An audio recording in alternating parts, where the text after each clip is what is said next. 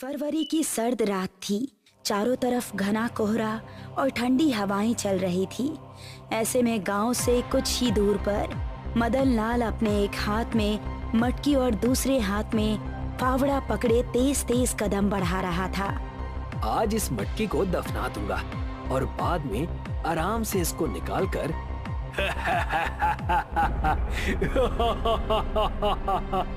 उसकी बात बीच में ही अधूरी रह गई जब उसको 3 लोगों के एक साथ हंसने की आवाज सुनाई दी। हे भगवान! उसे जंगल में एक जगह दिखाई दिया जहाँ काफी कम पेड़ थे। उसने वहाँ फावड़े से एक गड्ढा खोदा, फिर उस मटकी को उसके अंदर रख दिया। बाद में उसने जैसे ही उस पर मिट्टी डालने के लिए फावड़ा चलाना चाहा, तभी उसने ऊपर देखा तो 3 आत्माएं, जिसमें एक आदमी, एक औरत और तीसरा एक 14 साल का बच्चा था। हम तुझे ऐसा नहीं करने देंगे, तुझे इस मटकी के साथ ही दफना देंगे। उसका पैर अचानक से मुड़ गया और वो भी उसी गड्ढे में गिर गया। फिर तेज तूफानी हवाएं चलने लगी और उन हवाओं से सारी मिट्टी अपने आप गड्ढे के अंदर गिरने लगी और गड्ढा पूरी तरह से बंद हो गया। 40 दिन बाद परेश अपने 3 दोस्त अंगद, रमेश और मोहन के साथ घर के बाहर बैठा हुआ था। बता मोहन, क्या सोचा है तूने? सोचने वाली कौन सी बात है? अगर ऐसा हो सकता है तो ठीक है, कोशिश करके देख लेते हैं।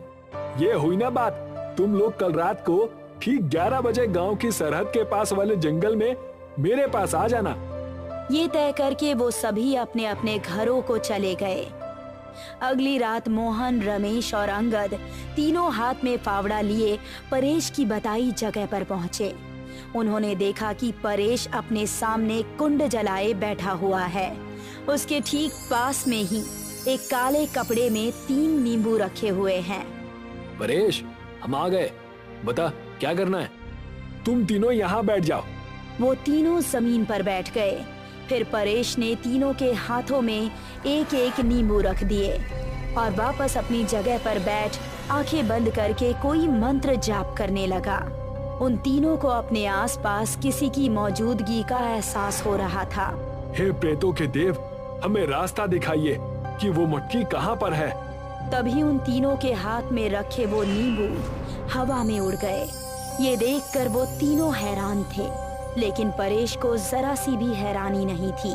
प्रेतों के देव, आपका स्वागत है, हमें रास्ता दिखाइए। उसके ऐसा कहते ही तीनों नींबू, जो कि हवा में थे, अपने आप आगे बढ़ने लगे। वो चारों अब उन नींबुओं का पीछा करने लगे। कुछ कदम चलने के बाद एक जगह नींबू रुक गए, फिर वहीं जमीन पर आ गए। यही जगह है वो जहाँ वो मटकी है, खोदना शुरू करो। उन तीनों ने उसके एक इशारे पर वहां खुदाई शुरू कर दी। काफी देर खोदने के बाद अब गड्ढा काफी गहरा हो चुका था। जैसे जैसे गड्ढा गहरा होता जा रहा था, उन चारों के दिल की धड़कनें बढ़ती जा रही थी। रमेश का फावड़ा जमीन पर किसी चीज में फंस गया था और निकल ही नहीं रहा था। अब फावड़ा मत चलाओ। ये सुनकर उन्होंने दोनों हाथों से मिट्टी हटाई तो जो उन्होंने देखा, उसे देखकर उनके रोंगटे खड़े हो गए। गड्ढे में मदन की लाश पड़ी थी, जिसकी टांग में फावड़ा फंसा था। उसके हाथों में अभी भी वही मटकी थी। रमेश ने मटकी उठाई और ऊपर खड़े परेश को पकड़ा दी। अब ऊपर आ जाओ। जैसे ही उन्होंने ऊपर आने की कोशिश की तो रमेश चीखने लगा। मेरा शरीर अकड़ रहा है, मेरा शरीर अकड़ रहा है, सब जल्दी से बाहर आओ। ये सुनकर मोहन और अंगद गड्ढे से बाहर आ गए, लेकिन रमेश का शरीर उसके काबू में नहीं था। उसके हाथ पैर अकड़ने लगे थे और वो गड्ढे में पड़ा कांप रहा था, जैसे उसको करंट का झटका लग रहा हो। इससे क्या हो रहा है? ये बाहर क्यों नहीं आ रहा? मैंने एक बात तुम लोगों से छिपाई थी। मटकी निकालने पर मदन लाल की आत्मा किसी एक आदमी की भेंट जरूर लेगी। तूने सिर्फ एक मटकी के लिए हमारी जान की बाजी लगवा दी। ये सिर्फ एक मटकी नहीं है, ये देखो। परेश ने मटकी के ऊपर से कपड़ा हटाया। मटकी पूरी तरह हीरे जवाहरात से भरी हुई थी। उन दोनों के चेहरे से दोस्त को खोने का गम चला गया और खुशी नजर आने लगी। उन्होंने गड्ढे की तरफ देखा तो रमेश मर चुका था। इसे यहीं ठिकाने लगा दो, किसी को पता नहीं चलेगा कि यहाँ क्या हुआ था। उन दोनों ने मिट्टी वापस गड्ढे में डालकर उसका मुंह बंद कर दिया और तीनों गांव की तरफ चल पड़े। गांव की सरहद पर आकर परेश ने मोहन और अंगद को एक एक कपड़े के अंदर उनके हिस्से के जेवर बांध कर दिए और बाकी बचे हुए धन को मटकी समेत अपने घर ले गया। ए जी, इतनी रात को आप कहाँ गए थे और इस कपड़े में क्या है? अंगद ने उस कपड़े की पोटली को खोली और जैसे ही उसके अंदर रखे सोने जवाहरात उसकी बीवी ने देखा तो उसकी आंखें भी चौंधी आ गई।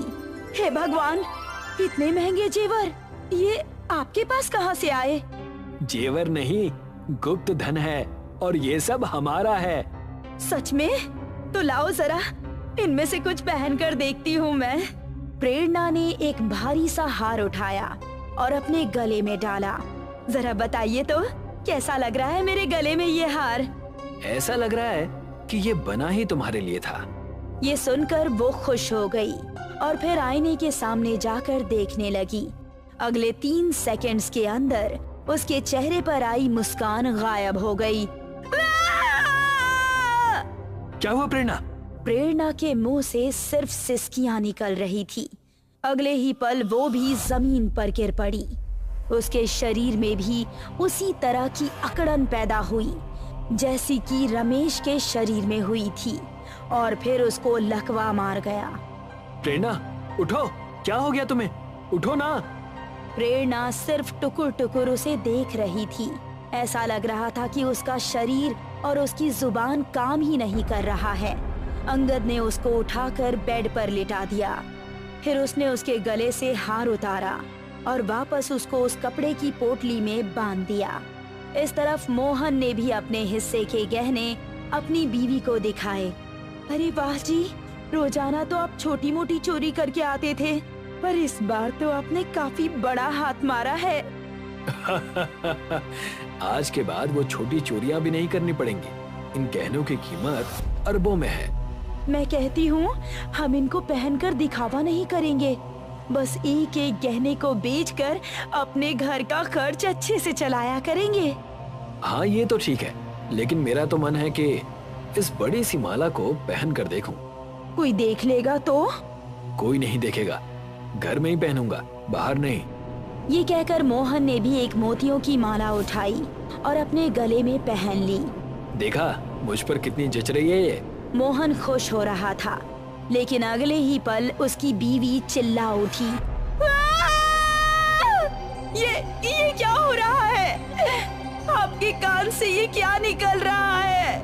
मोहन ने हाथ लगाकर देखा तो उसके दोनों कानों से खून निकल रहा था। ये क्या हो रहा है मेरे साथ? वो कुछ सोच पाता इससे पहले ही अब उसके मुंह से भी खून निकलने लगा था।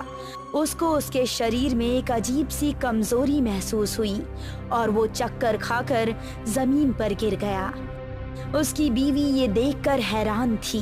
धीरे धीरे उसके शरीर का सारा खून निकलकर नाली की तरह घर के बाहर तक बह गया और मोहन की भी अब मौत हो गई। सुबह होने पर अंगद परेश के पास पहुंचा और उसको सब कुछ बताया। अरे तेरी बीवी को लकवा मार गया, तो उसमें जेवरों की क्या गलती है? उसने पहली बार जिंदगी में इतना सोना देखा होगा, इसीलिए उसको झटका लगा होगा जिसे वह बर्दाश्त नहीं कर पाई। तो ये बता, मोहन की मौत कैसे हो गई? इस बात का परेश के पास कोई जवाब नहीं था। मेरा बताना फर्ज था, मैंने तुझे बता दिया। अब मैं उस धन को वापस वहीं गाड़ने जा रहा हूँ। पैसे से ज्यादा मुझे मेरा परिवार प्यारा है। अंगद अपने हिस्से के सारे जेवर ले गया और उसने उन्हें वापस उसी गड्ढे के अंदर दफन कर दिए। इस तरफ परेश की बीवी पार्वती भी अब डरने लगी थी। सुनिए जी, इस गुप्त धन को निकालते निकालते आपका एक दोस्त भेंट चढ़ गया, दूसरे की बीवी को लकवा मार गया और अब तीसरे की तो मौत ही हो गई। इन सबसे इस धन का कोई लेना देना नहीं है। अगर ऐसा है तो अभी तक हम दोनों को कुछ क्यों नहीं हुआ? क्योंकि हम दोनों में से किसी ने भी अभी इन गहनों को नहीं पहना है। मेरी बात मानिए, आप इसको जहाँ से लाए हैं वहीं गाड़ दीजिए। जब जान ही नहीं रहेगी तो धन का क्या करेंगे? लेकिन विधि के हिसाब से तो मदन लाल की आत्मा एक आदमी की भेंट लेने के बाद इस दुनिया से चली जानी चाहिए थी। विधि चाहे कुछ भी हो, लेकिन घटनाएं तो अभी भी हो रही है ना। आप जल्दी से इस मटकी को ले जाइए और खत्म करिए इस किस्से को। उसकी बात सुनकर परेश के दिल में भी अब डर बैठ गया था। रात के तकरीबन 11 बजे जब सारा गांव सो चुका था, परेश हाथ में मटकी लिए जंगल की तरफ चल पड़ा। उसने उसी जगह पहुंचकर गड्ढा खोदा और उस मटकी को दफन कर वापस आ गया। आपने बिल्कुल सही किया जी। मुझे अच्छा लगा ये जानकर कि आपने लालच नहीं किया। उसके कुछ ही देर बाद परेश और पार्वती दोनों अपने बिस्तर पर थे कि अचानक से उनको एक हंसी सुनाई दी और उनकी आंख खुल गई।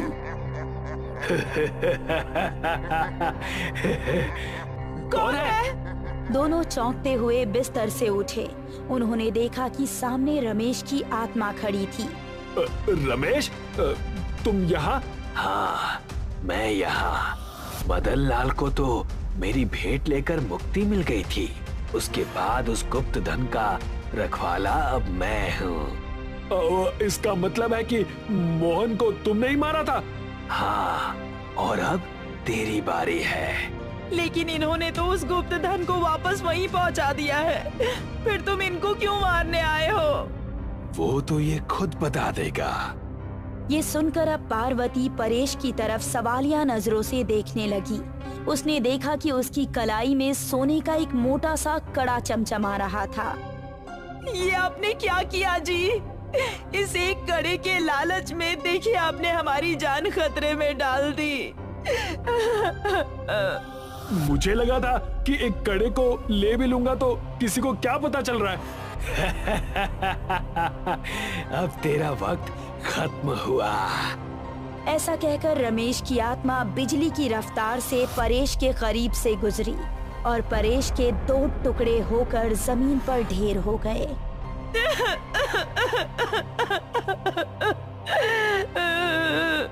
पार्वती परेश की कटी लाश के पास बैठकर रोने लगी। अब वो कड़ा परेश के हाथ में नजर नहीं आ रहा था। रमेश की आत्मा वापस वहीं पहुंची। उसके हाथों में वही कड़ा था। वो धीरे धीरे करके जमीन के अंदर समा गया। इस तरह वो गुप्त धन जहाँ था वहीं वापस पहुंच गया और एक सीख दे गया। अगर अमीर बनना है तो अपनी मेहनत से बनो। गुप्त धन के लालच में अपनी जान खतरे में मत डालो।